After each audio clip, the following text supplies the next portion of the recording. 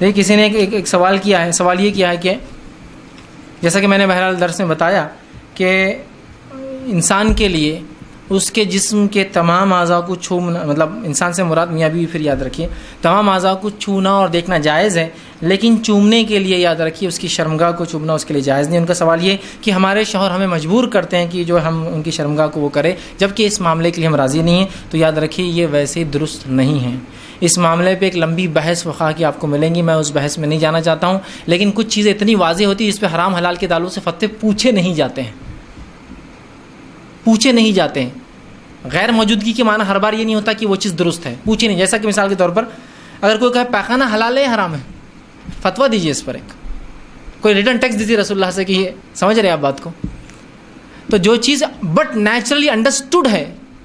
جس کو بولنے کی ضرورت ہی نہیں ہے نا، مطلب آپ سمجھ رہے ہیں اس بات کو، بولنے کی ضرورت ہے کہ اس چیز کو بٹ نیچرل ہے۔ جانوروں کے پیخانے کے حلال ہے، بولنے کی ضرورت نہیں، غلاظت ہے، اس کے بارے میں حرمت کے فتوے نہیں دیے جائیں گے آپ کو۔ نالی کا پانی حلال ہے حرام ہے، بولنے کی ضرورت نہیں ہے میرے بھائی، یہ بٹ نیچرل انڈرسٹوڈ ہوتا ہے۔ لمبی بحثوں میں لوگ جاتے ہیں کہ یہاں اتنی اجازت ہے وہاں اتنی اجازت ہے، میں کہوں گا جو سادی سی بات ہے اور جو سائنٹیفک ریسرچ سٹڈیز ہے وہ یہی ہے کہ اگر ہم شرمگاہ جیسی چیز کو اگر انسان منہ لگائے تو اس کے بہت خطرناک اثرات جسم پر ہوتے ہیں۔ بہت سارے جو ہے تھروٹ کینسرز، اسی طرح لپ کینسرز،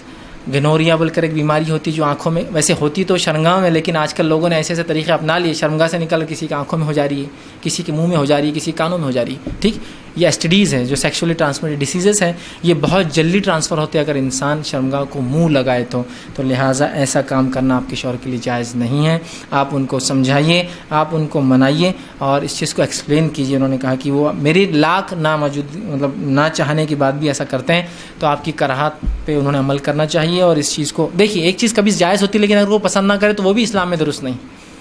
جائز ہے لیکن ابھی دل نہیں ہے کسی کا تو بھی وہ درست نہیں ہے، تو اس طرح سے کرنا تو بالکل شرعاً درست نہیں ہے، تو لہٰذا آپ ان کو روکے، ان کو ٹوکے۔ لیکن بہرحال پھر بھی اگر آپ مجبور کر دی جائے تو مختلف طریقے آپ کے پاس ہے، آپ اس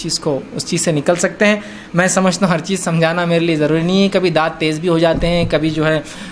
کچھ بھی ہو سکتا ہے، بہرحال تو اسے بھی چاہیے کہ احتیاط کرے، بہرحال مطلب انسان ہے، ہوتا ہے کبھی، بہرحال تو آپ زیادہ ہوشیار ہے۔ کسی نوکر کو اگر زیادہ کام دیا جائے تو وہ کیا کرتا ہے نا، معلوم نا، کبھی چیز کو پھینک دیتا ہے، تو آئندہ بولتے ہیں اس کو زیادہ مت دو، پھینک دیتا ہی۔ تو یو ہیو آپ کے پاس بہت سے راستے ہیں، اگر نکلنا چاہے تو بہرحال بہت چیزیں ہیں، بہرحال آپ کوشش کریں تو کیا کچھ آپ کے پاس نہیں ہے۔ بہرحال سمجھ جائیے میرا اشارہ، تو بہت چیزیں ہو سکتی ہیں، ٹھیک ہے۔